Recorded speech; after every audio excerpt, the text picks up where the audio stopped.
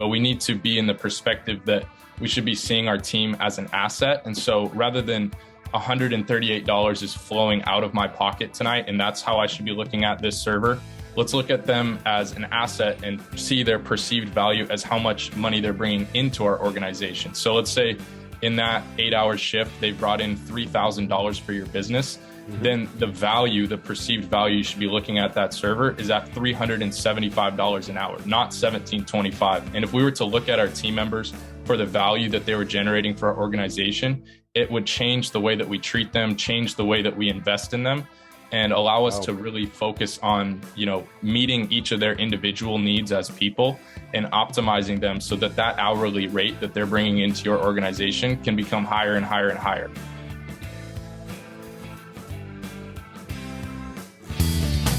Welcome back, everyone. My guest today, Mr. Zaylan Jacobsen, offers his unique perspective on true hospitality, culture, the importance of a mission statement, and the labor crisis from his unique perspective as a veteran server, bartender, and team leader. Not only that, Zaylan and I have also recently partnered on a game-changing restaurant staff training app that we'll be talking about towards the end of the podcast. Don't miss it. You're tuned in to the Restaurant Rockstars Podcast. Powerful ideas to rock your restaurant. Here's your host, Roger Bodwin.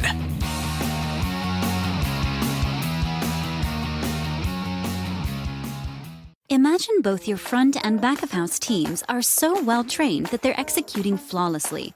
Your front of house is doubling your sales, boosting repeat business, and creating 5-star dining experiences, while your back of house is consistently preparing each dish to perfection, on time and to spec. Having a restaurant this dialed takes a unique training system. That's where Serve comes in. Serve means study restaurant variety, and it is a powerful, mobile training system, custom built to meet the needs of your restaurant. Serve will up-level your team's knowledge and skills, maximize your profits, and create experiences guests will rave about. Serve is the key to unlocking your restaurant's hidden potential and will prove that the more your team is able to learn, the more your restaurant will earn. It's Serve, and it's a game changer. Ready to serve? Get started at servenow.com. Restaurant owners and managers, I call this the business of 1,000 details, and you've got more important things to worry about than calculating and paying your monthly sales tax on time. Well, that's where Davo comes in. Davo puts sales tax on autopilot for restaurants.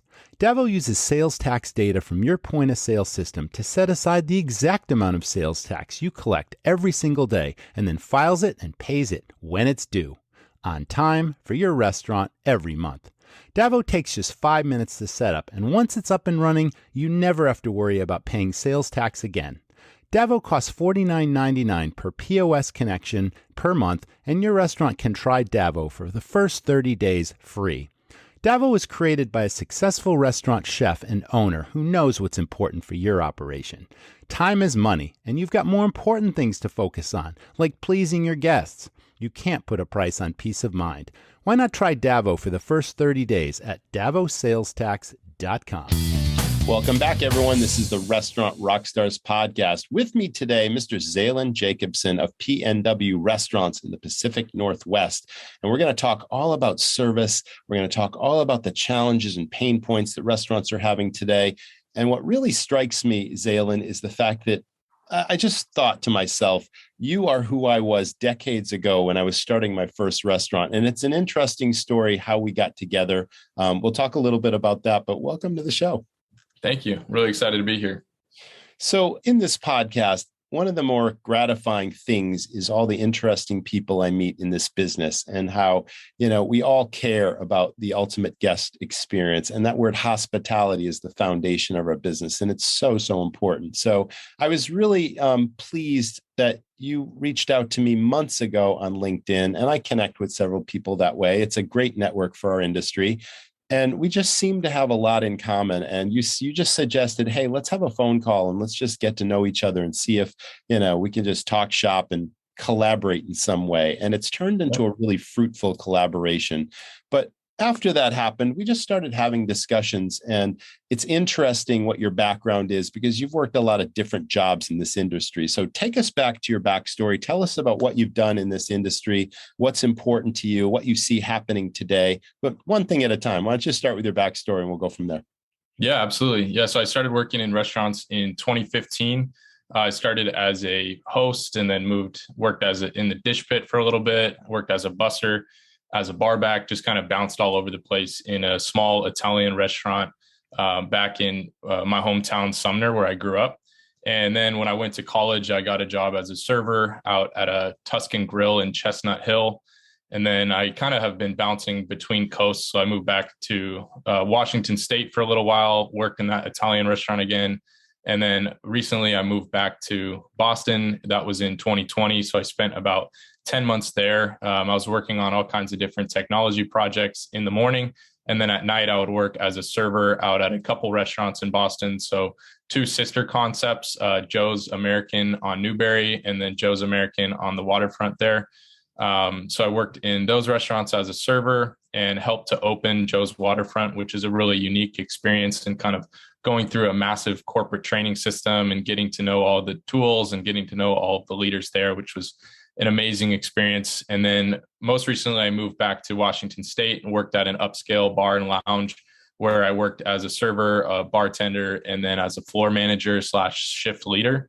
And so I've kind of been able to experience all sorts of different roles throughout my time in restaurants. And then as of late, I've been working as a technology operator, building custom training systems to help restaurants unlock team potential and maximize their sales through a mobile training system. And we can get into that a little bit later. But yeah, it's been really interesting, especially working in the industry during the last 2 years where everybody's been facing really difficult times. And I think it's unique to hear from the perspective of a staff member during these times, because a lot of times the people that are given a platform to speak from the industry are owners, or they are investors, or people that are really at the top of the organizational hierarchy within a specific restaurant group or specific restaurant location.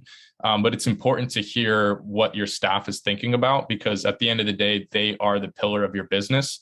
Restaurants are made up of collections of people and they represent your brand. And if you're not investing into your team, your restaurant's just not going to go anywhere. And so I think these last 2 years have been very revealing in that, hospitality is incredibly important. And even though that technology is kind of infiltrating every industry in the world, hospitality is one of those industries that people don't want technology necessarily to be the forefront of their experience of that business. Recently I went to this Moroccan restaurant in Seattle with some friends. And when we get in there, we had to check in our phones. And then we just are using these paper menus. And it was a beautiful experience because we're got to know the culture of the restaurant. The waiter came over and they had a really unique experience where they came and had our hands washed. And then it was this 5-course meal that was just really elegant. And it got into the roots of hospitality. So I want to be able to talk about those sort of things. And yeah, just really excited to be here and share my perspective and experiences over the last few years. That's awesome. One of the things that really struck me is you approach everything with a business mind. And I guess that we have something in common in that, we both went to Babson College in just west of Boston in business school at different times, of course, because you're obviously younger than I am. But we had that in common. And then I also used to hang out at some of those restaurants that you talked about in Boston that you had a chance to work at. So we also have that in common. Now, you've had quite a few restaurant experiences. And, it's interesting to me that a guest will have a certain perspective of a restaurant that they either frequent or they're visiting for the first time. And then there's also the staff perspective. What's it like for the team to work there? In your mind, based on all your restaurant experiences, what do you see restaurants doing really, really well? And what do you see them sort of falling short on? And, it's got to be frustrating sometimes when you're there for the right reasons and you just want to please the guest, and maybe the way it's set up or the policies or the procedures or whatever it is isn't really designed to deliver the best experience. But what's the good and the bad that you've seen out there in your own experience? Yeah, I think that a lot of restaurants, they do a good job of providing a environment to win. They give you the tools to succeed. To some extent, there's some tooling that could go on in the background to really amplify your experience. But as far as, all the new POS systems that are in place that make taking orders and calculating sales a lot faster, that's always great. I like to be in close relationship with the managers, whether I'm working alongside them as a manager or if I'm working as a server. I like to be in good communication with them. And recently, I was at an organization that they would share our metrics and things, so we were able to manage and monitor. And that was the first place that had ever done that with me, which is they sat me down and said, hey, here are your sales over the last few months. Here's what you're doing really well. Here's what you need to improve on. I think that's important. I've only experienced that in one of the 6 restaurants that I've worked at, but I really love that. I think some of the issues that are going on, we talk about retention problems in restaurants and how there's such a high turnover. And I think a lot of that stems with this concept that restaurant employees are replaceable because there's so many of us and there's so few of those leaders, right? There might be three main leaders in this organization and then a team of 100 or 150 staff members. And so because there's so many of us, they look at us as replaceable oftentimes. And what I've found is that there's this really vicious feedback loop that's taking place there and I've even been in an organization where an employee was told by the manager that they are replaceable and that if they were to do this one more time, we'll just find another one to fill your role. And I think that comes down to perceived value of the employee. If you're not looking at them as a really high value asset in your organization, which they are because people are the cornerstone of restaurant organizations, then you're going to, you are causing from that perspective, people to want to leave. And so I think that comes down to, when you're calculating labor at the end of the night and you're looking at, let's take a server, for example, in Seattle, the minimum wage is just above $17. So you're looking at your cost sheet, calculating labor on some specific server that just worked an 8-hour shift that night. So let's say they're making $17.25 an hour. That's how you're perceiving their value is $17.25 an hour. So an 8-hour shift, about $138 is what their perceived value on your cost is that night. But we need to be in the perspective that we should be seeing our team as an asset. And so rather than $138 is flowing out of my pocket tonight, and that's how I should be looking at this server, let's look at them as an asset and see their perceived value as how much money they're bringing into our organization. So let's say in that 8-hour shift, they brought in $3,000 for your business, then the perceived value you should be looking at that server is at $375 an hour, not $17.25. And if we were to look at our team members for the value that they were generating for our organization, it would change the way that we treat them, change the way that we invest in them, and allow us to really focus on, meeting each of their individual needs as people and optimizing them so that hourly rate that they're bringing into your organization can become higher and higher and higher. And as you focus on improving each individual staff member and continuously developing them, which starts when they come in the door with the onboarding process and the training system that you have in place, which is incredibly important. But it also is a matter of how are they improving every single day and what standard are you setting to make sure that they are operating at the absolute highest level? Because all of the revenue that's flowing into your business is going to come through those people in the front of house team. And if you haven't really taken the time to develop each and every single one of those people, then your revenue is completely under optimized. You need to go into every person and really treat them as an important asset. And I think that perceived value thing of looking at them as minimum wage labor rather than as the value that they're generating for your organization is that piece that's really missing to make people start to value their teams, which will cut down on this constant cycle of people coming in and out. And it's because they know that the managers are looking at them as replaceable assets. And so it's just on to the next one kind of thing. And that can stop as soon as leadership teams are willing to say, you guys are great. You guys are the foundation of my business. I'm going to do everything I can to invest in you and to support you. And if they see follow through on that, then they're going to stay there for months, for years. And that's when you can really start to develop a culture and start to develop a team that will really move the needle for your business. You said three key words. You said leader, you said develop, and you said culture. And all those things are intertwined. And I think the old manager model is dead. It's long gone. And I think the pandemic and the current crises are really forcing that old way of approaching your business to move into leadership. I've been talking a lot about that lately because, it's a very clear link between a manager and delegating versus a leader who empowers. Those are two separate things. And that's a paradigm shift. You can either run a restaurant or you can build a business, build a brand, and like you say, develop your people, nurture your people, give them responsibility and treat them like they're valuable assets, especially now. I mean, all the horror stories we're hearing about, the restaurant down the street's camped out in my parking lot. And when my staff come out, I'm offering you $2 or $3 an hour to come to my restaurant, And it's like, okay, maybe you're paying a little bit more, but is the grass really greener? And can you have a competitive advantage in how you approach leadership in your organization and have an open door policy and offer to fix what's broken? If you don't ask your people, how can I make your job easier and more fulfilling for you? And what can I give you for more responsibility that will really empower you to take the next step and to move up and to get more, get more opportunity here? People aren't going to tell you that. But they feel valued if you have an open ear to what they have to say, their ideas and opinions. And I'm really glad you brought that up. That was one of the successes we had in our restaurants was incentive programs to develop people. And if they came up with any idea, whether it was a cost saving idea or a new profit center or just a better way of doing something, we were all ears. And if it sounded like it would work, and if we tried it, and it had a trackable return on investment to it, we would always give people a piece of that return. And, we had a seasonal business. My audience knows that. I had several seasonal restaurants, which meant I had to do a really great job of keeping people happy because they had to go out and get a new job when my season was over, and I wanted them to come back again. I didn't want to have to keep looking for employees year after year.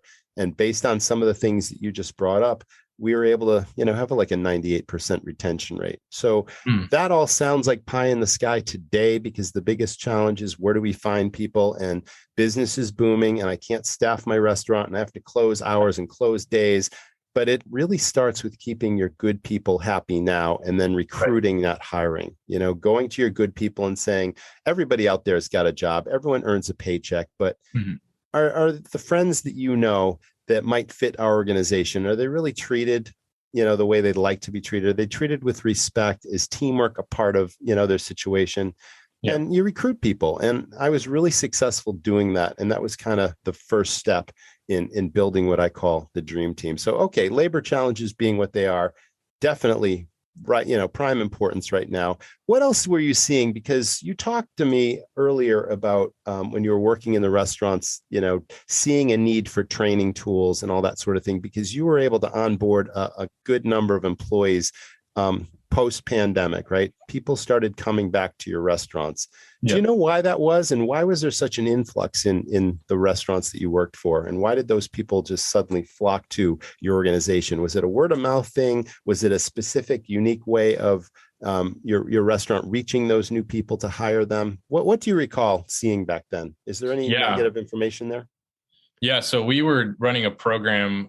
We had incentives for the current employees. They would get $500 for bringing in a new team member. And so I think that goes to something that you're touching on, is that if you can make your current team really, really fall in love with your organization because the culture is there, the pay is good, they're being treated well by the management team, and then you give some incentive for your current team members to help grow your team, that is going to be far more effective than any advertisements you could be putting on Indeed or LinkedIn or anywhere that is a job hunting site. You got to invest in your team right now, and then they can do the work.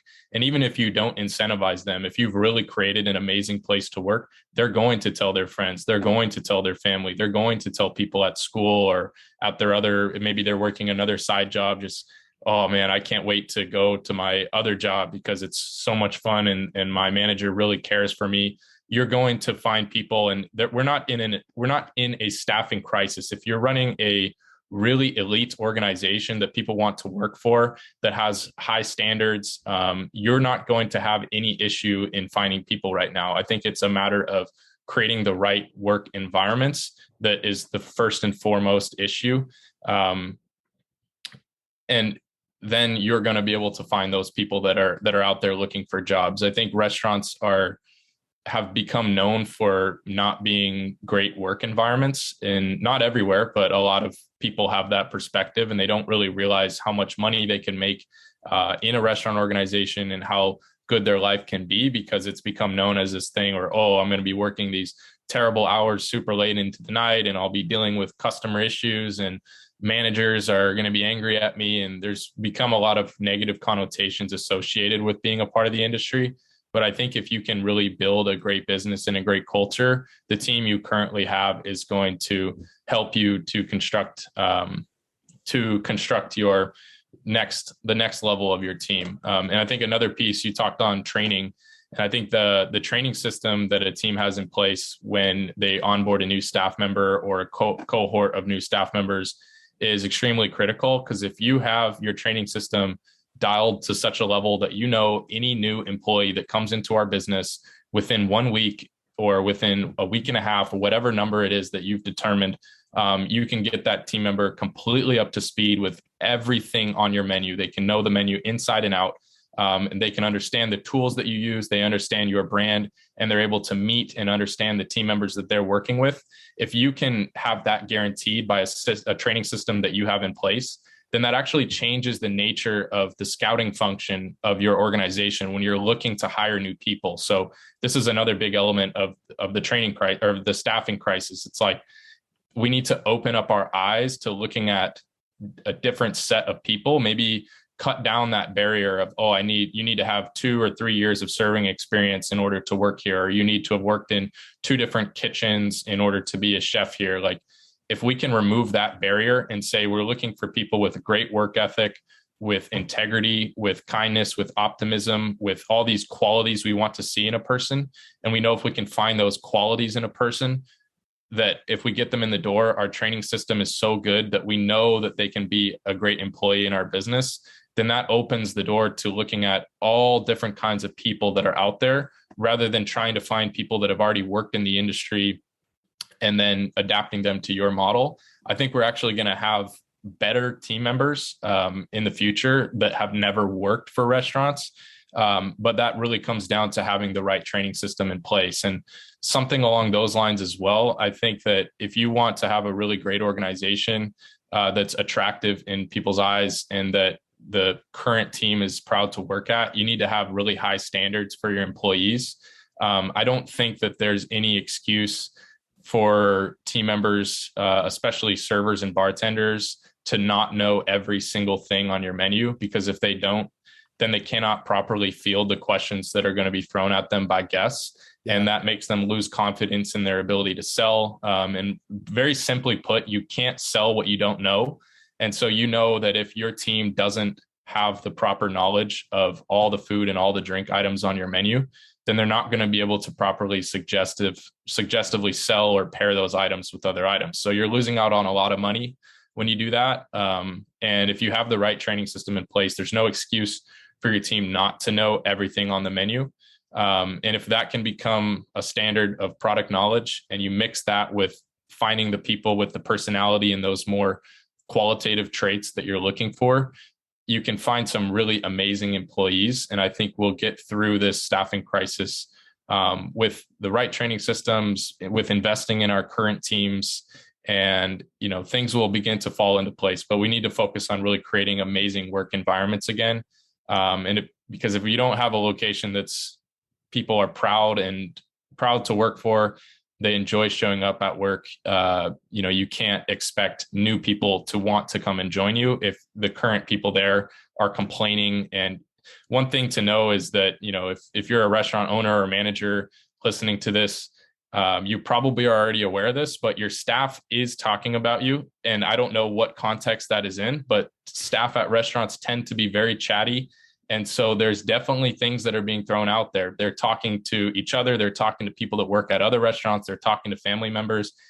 And we want to make sure that they're talking really highly of our organizations and highly of our managers. And so checking in on them and seeing, where people are at is very important so that we can begin to solve some of those issues that are arising, get rid of them, and focus on just creating an amazing culture for people to come in and earn great money, have a great time, and really enjoy the fruits of this business.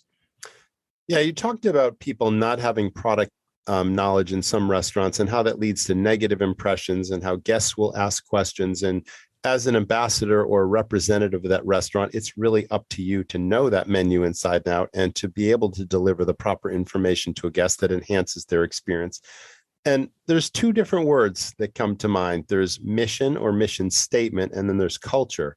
And just like the old management model that we kind of threw out the window a few minutes ago, I think the mission statement should be so much more than just words that are on the wall that, we typed these up a while ago and nobody really practices it. This is what we believed in once. And essentially a mission statement is, what does your restaurant stand for? What do you care that your guests perceive about your operation? How do you want your team to work together as a team to deliver service? What does that mission look like? And yes, it could be a bunch of fancy words, but if you don't practice that mission every single day, you're really not going to build the culture. And culture is so important because not every business has a company culture. And if they do, it's not necessarily a positive culture. If you got high turnover, that is not a positive culture. It speaks volumes about, the way people are treated and, what their job responsibilities are or lack thereof. So culture is also at the sort of heart of hospitality.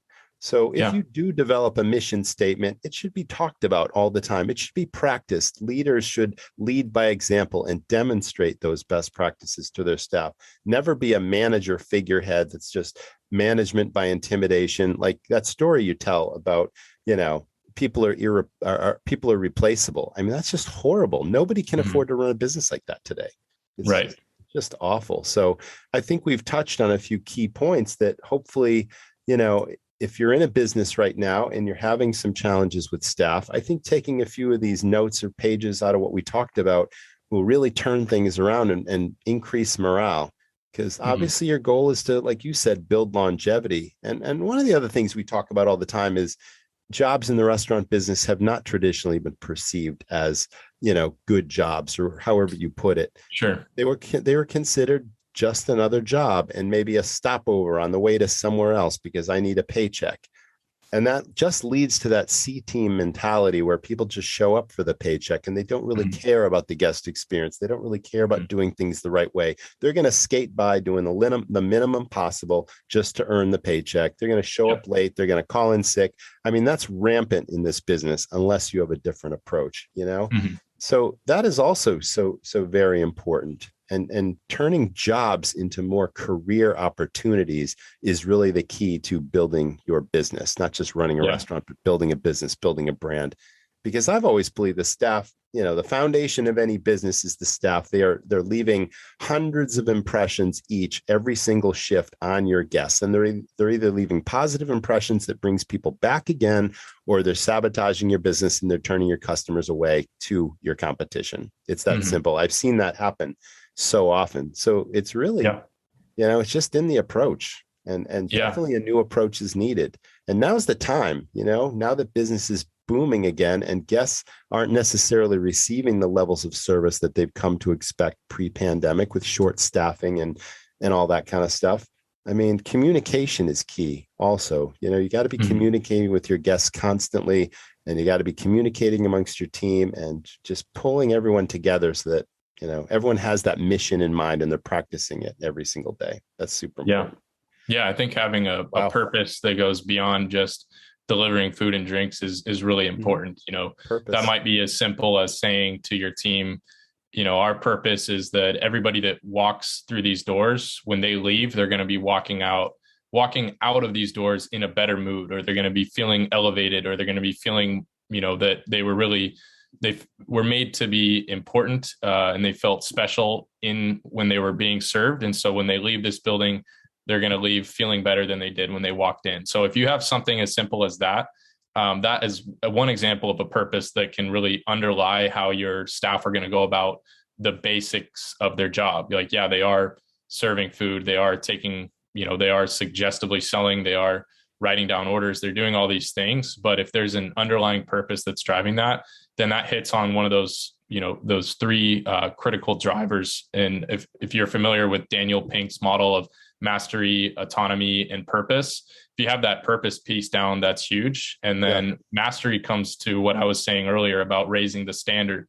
So if you raise the standard in your organization and say, hey, in 1 month from now, everybody needs to know everything on this menu, front and back. And even if you think that your employees are there based on the food test that they did 3 months ago, I can almost guarantee they're probably not, because there's not a lot of systems that are put in place to help people continuously touch up on their knowledge. So raising the standard to the level where you're going to say everyone is expected to know everything about this organization and the menu, and to be able to effectively sell or prepare these dishes or drinks, then that goes to the mastery piece, where they know that they can feel confident in being a master of their menu, of the products that they're talking about or creating. And then that third piece, autonomy, is really huge in the restaurant industry. And that's actually why I stayed in the industry so long, is I love the fact that because my management team has confidence in me as a server, I can show up for my job and I can really run my own business within their business, right? They've set up an environment for me to win. They've taken care of all of the hard things. They've done all the investment to ensure that I have the right environment to run my own autonomous small business within their restaurant organization. So they give me my POS system, and they give me my section of the restaurant. And then they are the ones that have done the marketing in order to get people in the door. And now it's up to me to, on my own terms, primarily on my own terms. There are some rules that I think are good for restaurants to standardize the experience, like maybe some method of, pouring water, or some method of suggesting an appetizer to start. Like there might be some standard way of every employee operating, but there is a huge level of autonomy that's associated with these jobs. And so it gives you the freedom to be an entrepreneur or intrapreneur and to really innovate on, how you want to approach a table, and start to measure and test how you can optimize your check averages, how you can sell more desserts, all these different things, just based on these really tight feedback loops, because you're interacting with so many people in a short period of time, that it allows you to really hone in on your sales skills. And I think that's a huge element of, anybody that wants to get into sales, like food and drink sales is such a foundational thing to sell, that it brings in people from all walks of life, all ages, all ethnicities, and it really allows you to hone in on your ability to communicate effectively to all kinds of different people. So I think that, restaurant jobs are perceived by some people as not ideal, but there are elements of it that if we can really hone in on just creating the right environment and setting people up to succeed, we can make the industry attractive again. And I also would say anybody that's getting into the industry, like one other cool thing that I see about it is that it really becomes a passport for you. If you become an amazing server or an amazing bartender or chef, there are restaurants in every city across the entire planet. And so once you've really developed these skills, you can take those skills anywhere you want and restart a career there, and restart a career in an industry where you are going to make friends, unless you are, there's no way around it. You're not going to be hiding. If you're a server, you're not hiding in the back corner. Like you're forced into these constant conversations and meeting new people every single day. And so being able to just fly over to London, for example, and start working in some restaurant in London and be able to meet not just the staff that I'm working with, but also all the guests that are coming in on a day-to-day basis. It can be an incredible opportunity for growth and for culture and for travel. And, we need to, I think, as leaders in the industry, really begin to, if we want people to come to our industry and apply to our restaurants, we need to have some kind of mass level re-education program or reteaching of, hey, like this isn't something that is just for people that are looking for a way to make money at night when we're in school. Like, yeah, that is one example of restaurant workers, but I've also worked alongside career servers. I worked alongside a woman in Cambridge that had been a server for 13 years and a sommelier for 6 years. And watching her work was one of the most incredible things I had ever seen, in the way that she would approach a table, the way that she was able to describe every single dish on the menu. She carried one server book that she had used the last 10 years and was writing within every 3 lines, she would draw 2 more lines. So she would break up 1 line of her notepad into 3, and just these tiny little scribbles throughout it. And so she had kept a catalog of every order she had taken over the last 10 years and was super passionate about what she was doing. And it was one of the most incredible things I'd ever seen, going from working alongside someone like that who can really move the needle for your business, and then working alongside people that just saw it as some job that they were doing at the end of the night that they didn't really care about. They'd show up and get their paycheck. But if we can make people, if through training and through investing in our team, we could create, 50 of those type of really passionate and dedicated servers or front of house workers or chefs as well, that really understand the menu and understand what it means to work in a restaurant and how to effectively sell and how to treat guests, then one server like that can literally be a foundation for your entire business. If they really know what they're doing, they can generate so much sales that they could keep your business alive throughout hard times like we faced over the last couple of years. And so how do we make 50 of those within our organization? I think, like I said, it comes down to training, it comes down to investing in your team. I think one, really unique and helpful tool to think about is Danny Meyer's virtuous cycle of investing in your team, then your customers, then your community, then your suppliers, and then your investors. And if you focus on your team first, everything else falls into place. So if we're willing to invest into our team, we're going to have happier guests, happier customers. We're going to have a happier community because our team is able to serve our guests, our community at a much higher level. We're going to have happier suppliers because our team is able to effectively sell all the items in our menu, and all the cases that we're ordering are flying through. So now all our suppliers are getting more orders from our business and they're happy. And then at the end of the day, if all is going well and our guests are buying more items, our guests are coming back more often, then our investors are going to be happy. So I think it starts with that team piece and really focusing in on them, investing in them, and taking them to the next level, and everything will fall in line, and our businesses can get to that next step. You strike me as being unusual is not the word. Atypical is the word. You and the lady you just described, you wish you had an army of people like that, and they can be developed.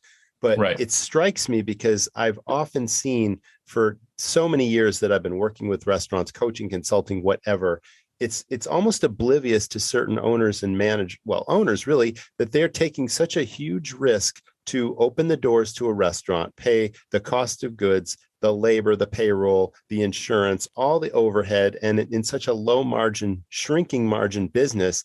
And then, like you said, they're just letting people come in and just let the chips fall where they may without the training, be order takers, leave thousands of dollars a week or a month on the table, and not work to build that business, to build that guest relationship that then translates into increased sales. It's lost on me why. I mean, that was my approach to business because, again, I didn't run a restaurant. I ran a business, and those things were clearly just ever present all the time. And hospitality was the basis of it. But, I empowered my team. It's like I trained them to be salespeople. I trained them to treat every guest as if they were the most important guest, even if they just walked through the door for the very first time. And that was so fundamental. And now during these challenging times, it's more important than ever that restaurants can capitalize on every single sale that comes through the door and then maximize profit on every one of those sales. But you can't do that without training. It's impossible. Right. There's no place for order takers in a business that is fundamentally about hospitality. Two different things. You're either providing experiences or you just got people showing up for the paycheck, going through the motions, taking the orders, bringing the food and delivering the check. And to me, that is just ordinary. And any restaurant can do that. You don't want to be that restaurant. You just want to rise above, like you said. So thanks for bringing that. I think that point is crystal clear. That's awesome. Yeah, absolutely. Yeah. I think, a lot of restaurants, especially over the last few years, we've been backed into a corner and having to think of new ways to cut costs because our profits are shrinking, our revenues are shrinking.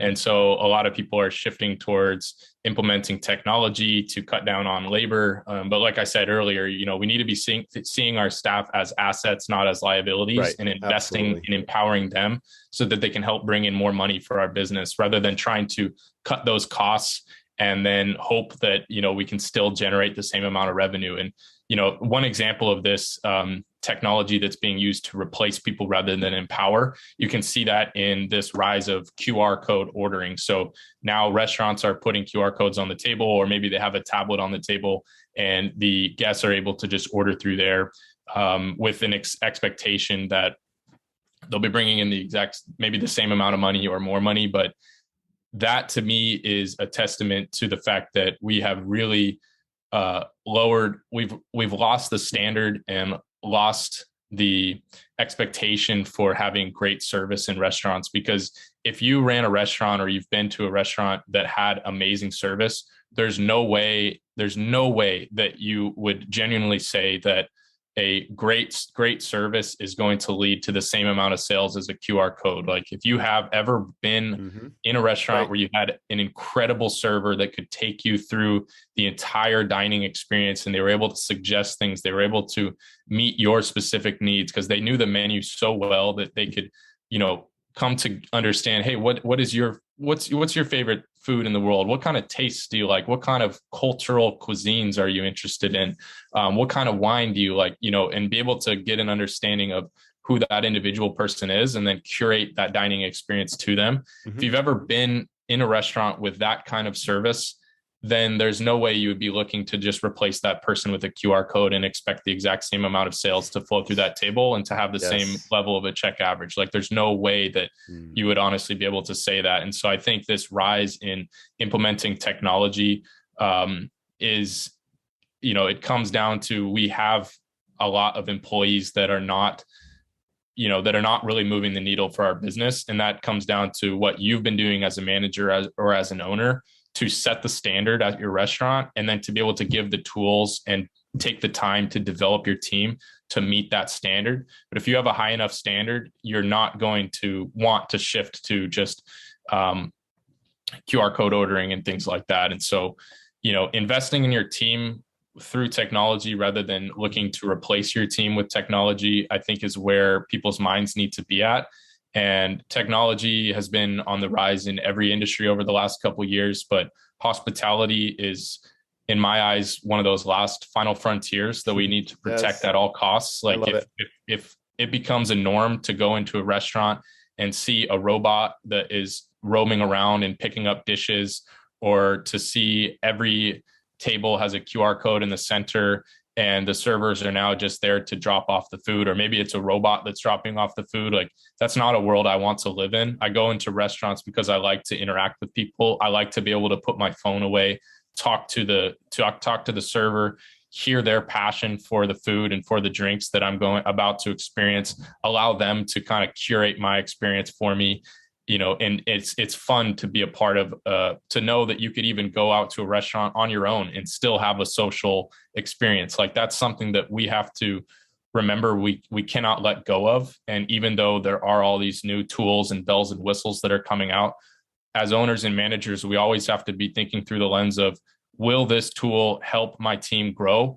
Or is it looking to make my business a technology business? Because over the last couple of years, like, a lot of restaurants have become essentially food manufacturers with third-party delivery systems connected to them. Right. Ghost kitchens and all that. Right. Ghost kitchens. And there is a place for that. There 100% is, but it cannot become the standard for the industry. These third-party delivery systems are not going away. These new consumer behavior trends of wanting to dine at home and be able to just order from an app, I get it. Those will be there. But we also have to remember that we cannot just let our industry slip into that. We have to be able to hone in on, what the fundamentals are of, this is hospitality. This is a people first business. And so we need to make sure that the tools that we're adopting are not working against those people, are not trying to replace those jobs, because there's so many families and so many individuals that rely on restaurants as their form of work. I've met thousands of people through my time in restaurants that, these organizations mean a lot to them, and they mean that they can relocate their family and find good work and support their mom or their dad, or put their kid through college, or put themselves through college. And if we're just going to, look past that and just focus on how do we cut costs, like, I think that's the wrong way to approach it. If you're trying to save your bottom line, think first through how you can increase revenues rather than cut costs by investing in your team through technology rather than replacing them. Awesome. It's so interesting because there's an old expression, necessity is the mother of invention. Mm-hmm. And you have a unique skill set and talent in that you're also a developer. And when we first got together, we started talking about technology and everything we've talked about today and how it will enhance hospitality, not detract from it. But when you were working in these restaurants, you saw a real need to train your staff. It was a challenge you had. It was a challenge that your coworkers were having.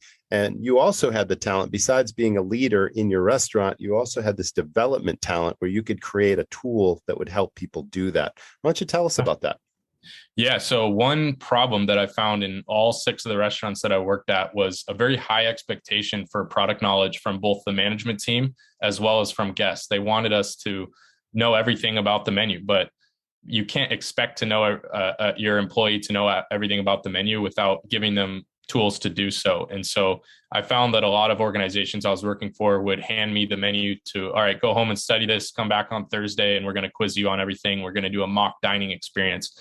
Or some places handed me a paper packet. I worked at one place that had an online learning management system, but nothing really hit the mark for me as far as, really being able to understand the food and drinks at my organization. And I think people underestimate the amount of learning that goes into becoming an effective team member. And if they are not having to go through an extensive learning process, then you're not doing training right, because there's, knowledge is a foundational element to being a good restaurant employee or a good restaurant manager. And so if you're skipping that piece, it's very problematic. And so that was something that I was seeing at all the restaurants I was working at. And so I originally started working on a tool back when I first moved back to Boston. After I'd spent more time in Washington, I moved back to the Boston area, was interviewing at a few different restaurants. And during those times of trying to learn those menus in order to pass my food test, I was coming up with just a menu study tool that I created to allow myself to learn the menu.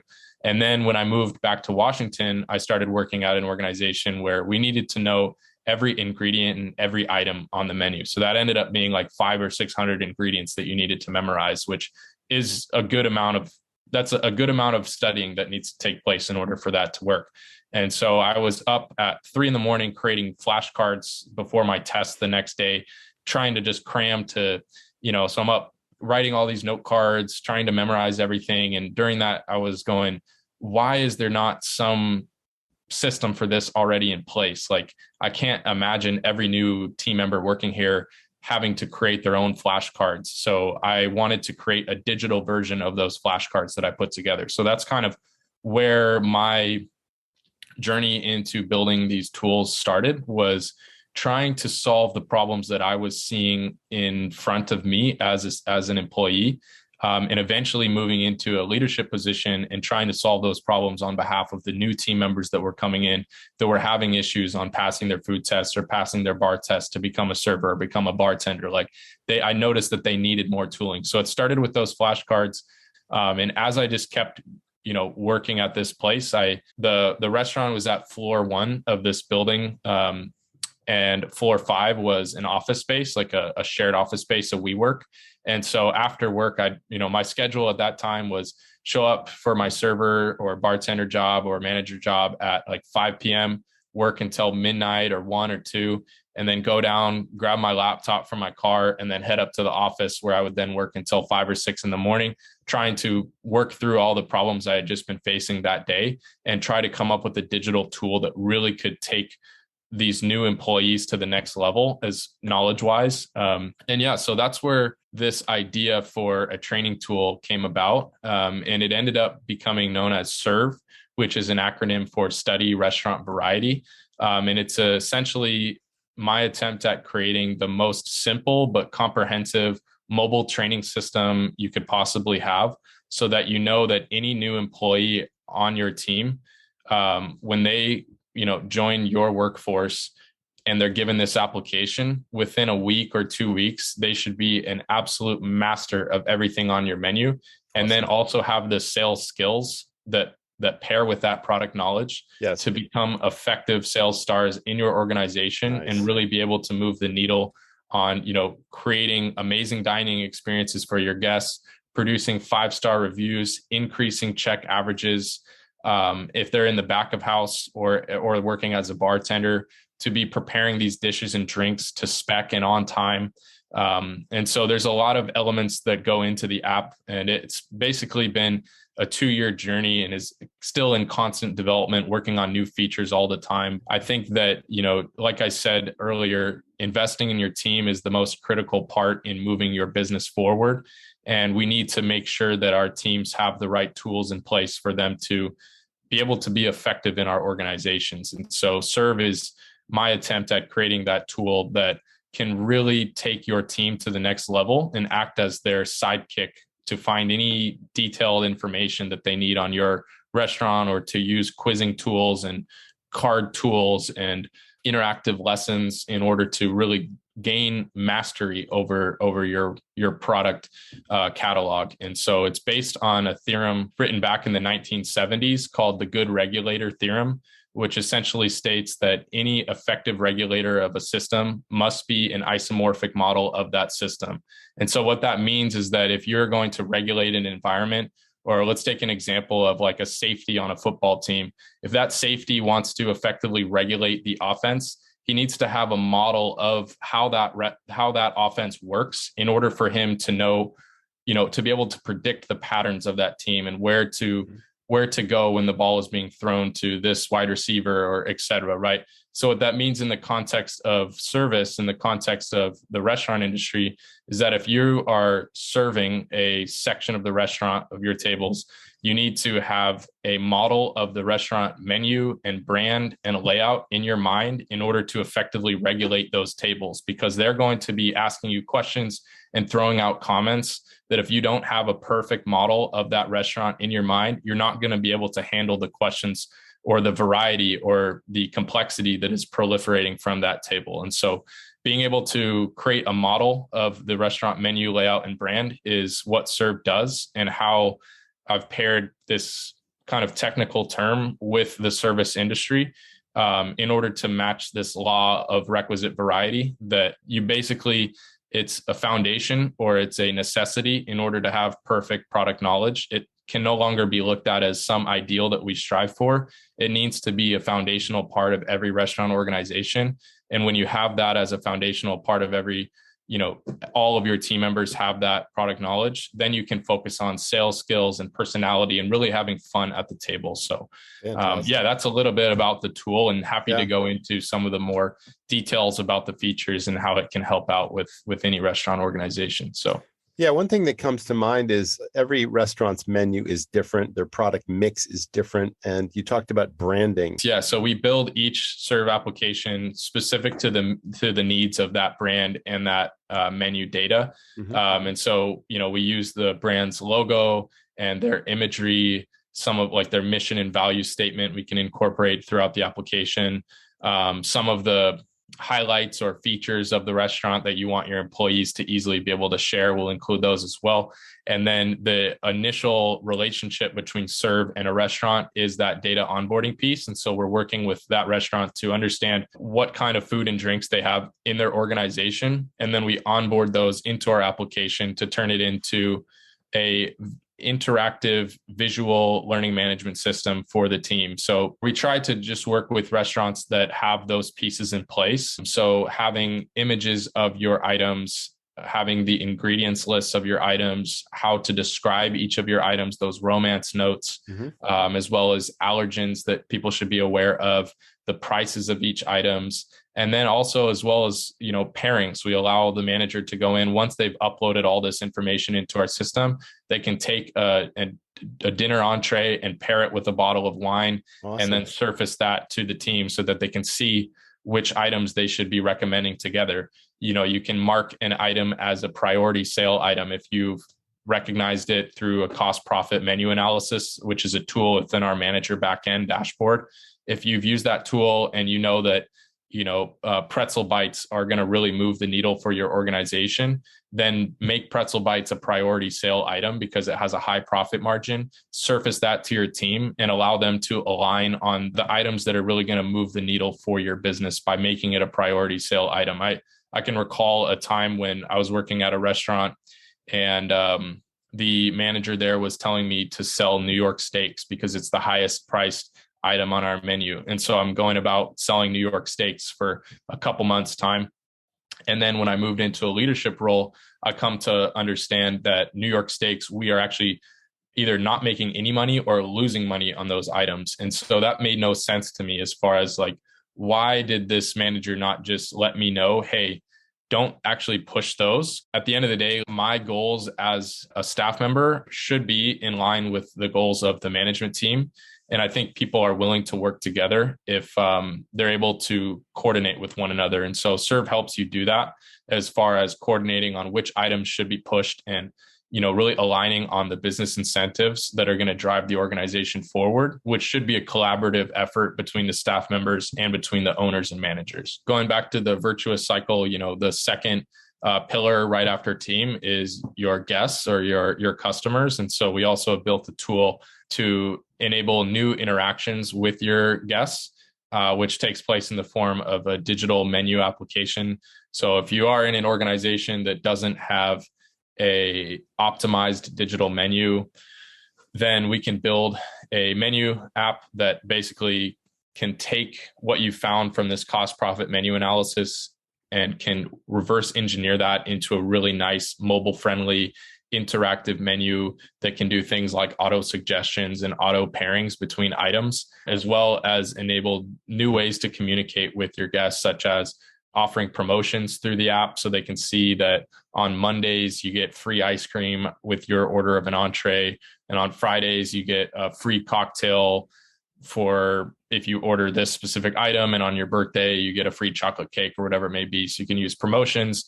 We also have all the delivery links for your restaurant loaded into the app so people can easily access your to-go menu and your takeout menu. We also have a careers feature, which allows you to surface different career opportunities in your organization to the guests that are currently in your building, because we believe that if somebody is spending the time and money at your organization, they're already a fan of your brand. So there's probably a higher probability than a traditional person that they would want to work for your organization. So we allow you to surface careers and allow people to apply directly within the app. And there's also a feature for sending immediate feedback. So right after you've given service, the guest can then go in, fill out a quick survey about that server and the specific experience they had that night and send it in, which can help to mitigate negative online reviews. Absolutely. That way people are doing things internally rather than just going straight to a Yelp or Google reviews and leaving some nasty comment, which is what everyone is trying to avoid in the industry. And so then if, the guest is to leave a high score, something that's above 4 stars, then we can route them to a Yelp or Google reviews to then leave that review publicly, because they already have told you internally that they like what you've done. And so now let's bring that out and put that in a public forum rather than them just going right away and writing some nasty review online. So yeah, we have a lot of different tools that can support those guest relationships as well. But really the foundation of our business and what comes first and foremost is that staff training, because we believe that if you get that piece right, everything else will fall in line with your business. So Serve is online at servenow.com. So it's SRVNOW.com. On that page, on the homepage, you'll find an animation video that you can watch. It's a minute long. We also have a 3.5 minute long section, which you can find as well. You go into the different sections of our website, you can get a good grasp of what our tool looks like, as well as what it can do for your business. So if you go to the platform section, you can look through either staff training or the manager dashboard, see those core elements of our business. And then we also have a section for all the bonus offerings. So that includes things like a comprehensive restaurant academy, financial spreadsheets and tools to calculate labor costs, calculate menu cost profit, menu optimization to keep track of inventory, all those sorts of things. Then we also have those menu engineering, digital menu development pieces in place as well. And then if you're interested in getting started with Serve, you can either request a demo where we can take you through the product and show it to you in real time, or you can go ahead and click the Apply Now button, which is found at servenow.com/apply. And that will just take you to a short form where you're able to fill out some information about yourself, about your restaurant, and then go through a quick few checkboxes to say that you are ready to get started with Serve.